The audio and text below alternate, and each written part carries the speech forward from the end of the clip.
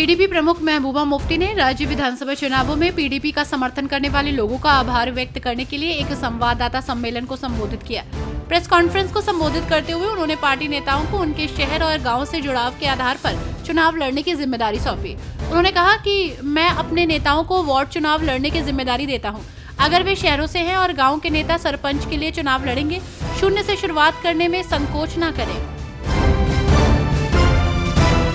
विधानसभा चुनाव से पहले आपको बड़ा झटका लगा है। दरअसल आम आदमी पार्टी के विधायक नरेश बाल्यान को जबरन वसूली के मामले में शनिवार को गिरफ्तार किया गया था। उन्हें रविवार को राउज एवेन्यू कोर्ट में पेश किया गया। वहीं अब उन्हें 2 दिन की रिमांड में भेज दिया गया है। पुलिस ने उनसे शनिवार को आरके पुरम के दफ्तर में लंबी पूछताछ की थी। दिल्ली में आगामी साल होने वाले विधानसभा चुनावों के लिए बीजेपी ने कमर कस ली है। आज पार्टी के नेताओं ने एक अहम बैठक की।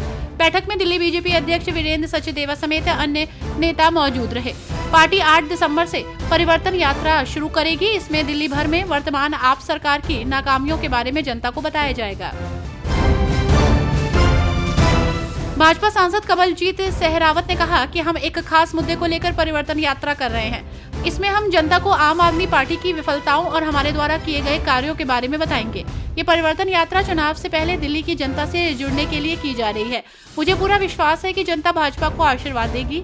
ये यात्रा दिल्ली के 70 विधानसभा क्षेत्रों में निकलेगी। इसमें दिल्ली के सभी नेता, विधायक, सांसद, पार्षद आदि हिस्सा लेंगे। महाराष्ट्र के कार्यवाहक मुख्यमंत्री एकनाथ शिंदे ने कहा कि अभी मेरी तबीयत अच्छी है। मैं यहाँ पर आराम करने आया था। चुनाव में बहुत भागदौड़ हो गई थी। मैंने एक दिन में 8 से 10 सभाएं की थी। मैंने 2 से 2.5 साल के कार्यकाल में कोई छुट्टी नहीं ली थी। सरकार जनता की आवाज वाली सरकार है। मेरा समर्थन सरकार के साथ है। प्रधानमंत्री नरेंद्र मोदी और अमित शाह जो कहेंगे उसे मेरा पूरा समर्थन है। हमारे तीनों दलों में समन्वय है। कांग्रेस सांसद प्रियंका गांधी वाड्रा ने वायनाड में एक सार्वजनिक रैली में बात की, जिसमें चाय, कॉफी और रबर जैसी फसलें उगाने वाले किसानों के सामने आने वाली चुनौतियों पर अपनी प्रतिक्रिया दी। उन्होंने कहा कि इन किसानों को उनकी उपज का उचित मूल्य नहीं मिल रहा। प्रियंका गांधी वाड्रा ने किसानों के सभी मुद्दों को संबोधित करने की प्रतिबद्धता व्यक्त की और वायनाड भूस्खलन के पीड़ितों को पर्याप्त मुआवजा, राहत और पुनर्वास प्रदान करने में विफल रहने के लिए सरकार की आलोचना की।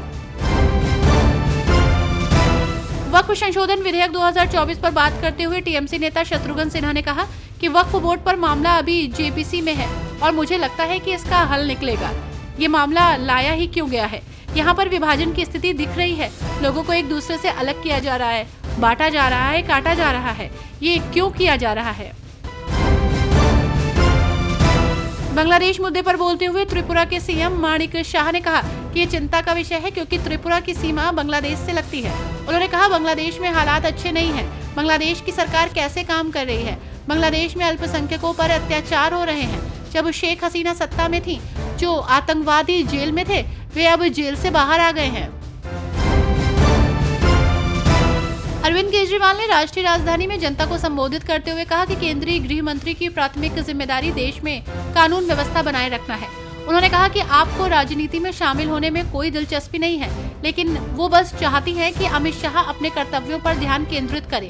केजरीवाल ने आगे कहा कि आप विधायक नरेश बाल्यान को 35 से 40 बार गैंगस्टर्स से धमकी मिली थी और उन्होंने पुलिस में 5 लिखित शिकायतें दर्ज कराई थी। हालांकि पुलिस ने कार्रवाई करने की बजाय बाल्यान को गिरफ्तार कर लिया। उन्होंने सरकार से पीड़ितों के प्रति दया दिखाने का आह्वान किया।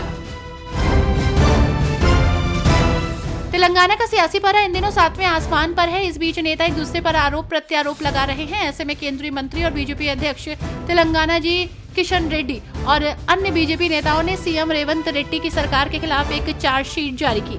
इसमें तेलंगाना सरकार की कथित विफलताओं को दिखाया गया है।